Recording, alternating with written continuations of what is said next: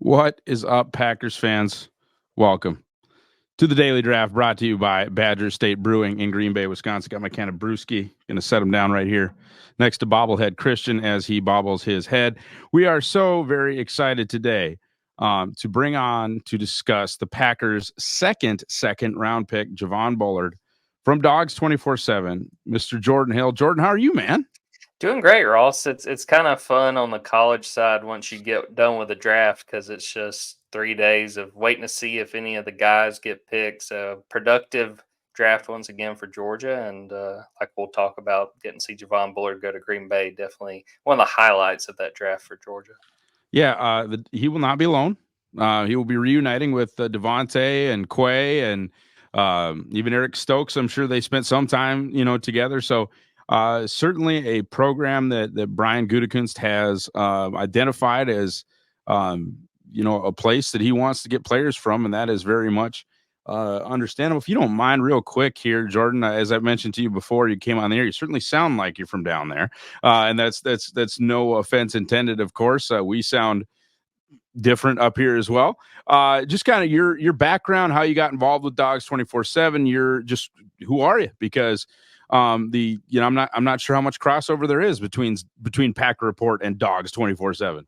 Right, right. Well, yeah, I grew up in Georgia. I grew up about 2 hours from Athens, which is where the University of Georgia is. As a kid, was a big Georgia fan, was a big sports fan altogether. I went to UGA. I graduated in 2016, and then I went and covered some high school sports in West Georgia, and then went over to Alabama for a few years. Covered Auburn football for a little bit, and then been back for 2 seasons covering Georgia football. So I was away for a little bit, and I know some folks on the Georgia side weren't exactly excited that an Auburn writer was coming back to town, but no, it's been good to be back at my alma mater, and been great timing because I've covered a national championship and another really good team in Georgia, and it's been really fun being back in Athens.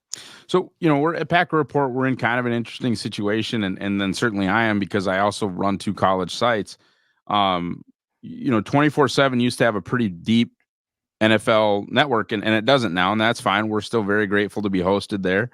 But when you're on the college side, sometimes you can develop relationships with these guys, and they're 17, 18 years old. You cover their recruitment. Now, I think the transfer portal era has affected that a little bit. You mentioned you did some moving around in your career. How long have you known Javon? Because like that was such a cool thing for me when the Packers drafted Christian Watson. I happened to have run the North Dakota State site. I knew Christian when he was 18 and he committed to North Dakota State. I did an interview when he committed with North Dakota State, and I know him now that he's a 24-year-old man playing for the Green Bay Packers. That kind of relationship building stuff is cool. How long have you known Javon? Truthfully, I haven't known him all that long. He was in Milledgeville, which is sort of middle Georgia. Didn't really have interactions with him before I came back to cover in Georgia. But his was a neat situation in that 2022 was my first season back, and he was competing to try to get a role. He had played on special teams most of the year before. And really going into that season, he wasn't somebody that was on my radar. William Poole had been their starting star on the national championship team, playing that nickelback position. Georgia calls it star in their defense. So, Javon didn't really stand out to me going into that season, and he wins the job over the incumbent starter. And not only does he win the job, I mean, he plays outstanding pretty much from the jump. And he had a great 2022 season, had an outstanding end to that season, defensive MVP of the Peach Bowl win over Ohio State, then defensive MVP of the national championship game against TCU. So, yeah, it wasn't really a situation where I knew him in recruiting, but it was very cool to see a guy where, you might see him maybe in some blowouts, thinking that, hey, the incumbent starter's back for another year. No, Javon went out there and won that job and pretty much ran with it, did an outstanding job, and did great in 22 and built on it and had a 2023 season that was also super impressive. Yeah, I want to talk to you about some of that stuff. My next question was, when did he establish himself as a starter? You just answered that. It was your first season, 2022. I believe it was 2021 his true freshman season, and he just kind of helped out on specials and stuff like that. Correct. Okay. So how far along in the 2022? And I get it; it's different, right? Even for like me at a North Dakota State, and then I got friends that work at Kansas State, and that's a different level. And then Georgia, it's almost like if you succeed at Georgia, it's just assumed that you're going to go to the league, right? And so it's a different question for you than it might be when I do talk to like Oregon State about Katana Oladapo, right? But when did it become clear in 2022 that Bullard might not just be a dog, he might be a pro? I think it was probably that playoff run. I mean, he had an outstanding game in the Peach Bowl. The play that everyone's going to remember is the hit he had on Marvin Harrison Jr. That, Ohio State fans thought it should have been a penalty. I think it was clean. It was just sort of a bang bang play, but it basically kept Georgia in that game. And like I said, he wound up getting defensive MVP honors for that game. And then national championship, he only plays a half. He winds up hurting his shoulder toward the end of the half, but he's got 2 interceptions. I think he forced another fumble along the way to basically set up Georgia, blowing out TCU in that national championship game. I think it was clear by then that, this guy is going to have a chance to play in the league in some form or fashion. And I think he kind of doubled down on that this past season. He moves from the nickel position to safety, where Georgia had a big need. They lost Christopher Smith, who was drafted by the Raiders. They needed somebody to step up, and Javon not only did it, but did it really well. I sort of figured he might get picked on a bit, but he did a very good job. I thought he handled it well and was very reliable in the back end of the defense. I want to ask you about the transition to safety, but I do want to just talk to you kind of about um, his leadership role and that playoff run and his kind of part in the lore of returning a national championship to Georgia, because as a true sophomore and to play as many snaps as he did and to create 4 or 5 turnovers, let's keep in mind, it's not like the FCS playoffs where it's 4 rounds long. Playoffs means 2 games. Okay. So a playoff run is 8 quarters, and he caused like 5 turnovers. Just for a kid that young to make that much of an impact and be thought of, I believe then named a team captain coming into 2023 as a true junior, again, young, right? Just kind of your thoughts on that run in 2022 and it kind of the within the Georgia program, not necessarily as an NFL prospect, but within the Georgia program, what he created for himself that kind of that winner in that playoff. I think the biggest thing when you really see this when you talk to Javon, he's just wise beyond his years. He really takes the right approach to the game, and to play defensive back at Georgia, it takes a lot. And those guys will tell you that. I think Javon has probably said that multiple times because Will Muschamp has been coaching those guys, Kirby Smart. Those guys have a lot of experience coaching defensive backs. Those guys were both safeties at Georgia, so they know what it takes to play in a secondary in the SEC. So Javon, I think he understood when he got thrown out there as a starter. It's sink or swim, and I think that he earned the respect of his teammates by the way he played. And I mean, he's just a very physical defensive back, and Georgia's had a very good run of those guys. Sometimes you see DBs you may not want to hit, but Javon welcomes it, and he's fun to watch. That's sort of my thing too. Once they leave Georgia, I always try to keep up with some of those guys. And Javon's one of those guys, if the Packers are playing, man, I'm going to be watching because he's going to deliver a hit. He's going to make a play.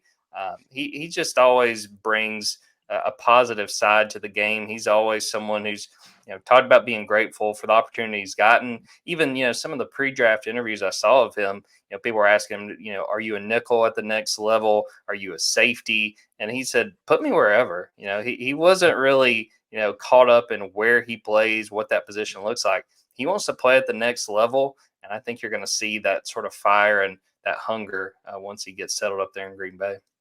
Yeah, let me talk to me a little bit about that transition to safety. Not certainly prototypical size, and that was, there was kind of I would say kind of a clump, right? Like this class did not have that shooting star, no question about it, Kyle Hamilton level safety prospect, the round 1 guy, the Derwin James, right? Like that. This class just didn't have that. So you saw Javon, I think Mel Kiper's number 1 safety. You could see him as like safety 7, depending on how people felt about Jaden Hicks or Cole Bishop or, kind of whatever. But that not the prototypical size, but his success rate at, I would say, probably the biggest, strongest, fastest conference in the country. I mean, that's if you're going to be small, being able to survive SEC play is, I think, you're the best way you could possibly prove that you're not indeed too small. Just kind of your thoughts on his 2023 and his role as a free safety at, whatever it was, 5'10", 189. Yeah, I think 5'11", 198 is what he measured in there around the combine. But yeah, I mean, I think that was a big question going into this process was just his size. And, I do think it was probably advantageous to him in this draft that there wasn't that Kyle Hamilton. But I was always super impressed with the way he played. He put his football IQ on display a ton. I think about a play he made against Ole Miss in November. That was a huge game for Georgia where he sort of baited the quarterback and, he kind of drops going to midfield. Quarterback gets ready to throw to his left, and Javon's already there. And he talked about that after the game and said, "Yeah, in film study, I recognized that play." And so I wrote about that in a profile I did of Javon a short time later. But he's just a very instinctive player, and there were a lot of questions going into last season about could he handle the move to safety. And Kirby Smart really downplayed it and said, he played safety in high school. I mean, basically moving him to the nickel position was just a means to get him on the field. So, obviously this transition is going to take some time because, we all know the level he is jumping up to is significant, even going from the SEC. But I mean, he's one of those guys that, if you look at the measurables and have concerns, I'd be willing to bet on him just because of what he's done, just because of the attitude he takes. And again, I mean, I'm always going to be drawn to the physicality of a guy playing safety. And Javon is not going to be someone who's going to back down from an opportunity to make a big hit. We'll end this one the way that we're going to end all of these, which is with two questions. First one would just be, what can Packers fans expect from Javon as a football player? You can kind of go as long or as short as you like, but what can they expect from the football player? Yeah, I mean, just a lot of excitement. I mean, I think he's a guy that is going to show that he has the know-how to play the position. And again, that transition is not going to be perfect. I'm sure there's going to be plays that Javon would like to have back, but he's someone that I don't think you're going to hear people concerned about how much work he's putting into it or if he's taking this seriously.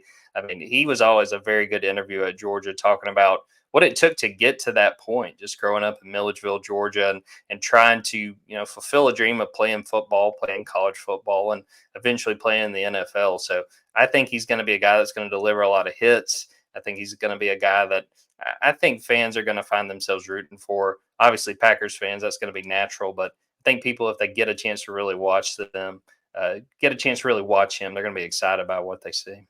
And that's the final question. You were kind of making your way there. I think, people talking about carrying the G, and that I guess applies in Georgia as well. But the town is the team, in Green Bay. I mean, that's it's not Chicago, it's not New York City, it's not Los Angeles. There aren't 784 other things to do. The Green Bay is the Packers, and the Packers are Green Bay, and they make pretty significant, emotional investments into these people as human beings.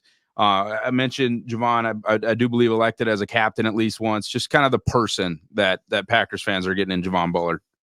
That may be even more impressive to me than the player, and I think very highly of him as a player. But yeah, I mean, always great to talk to. It was always one of my favorite interviews because he's very insightful, and he's going to talk you through a situation that he saw and sort of give you his mentality. I mean, they're really big at Georgia about sharing their why and what they want to accomplish. And Javon has always been upfront about everything that he's gotten to do to this point and how he's gotten here.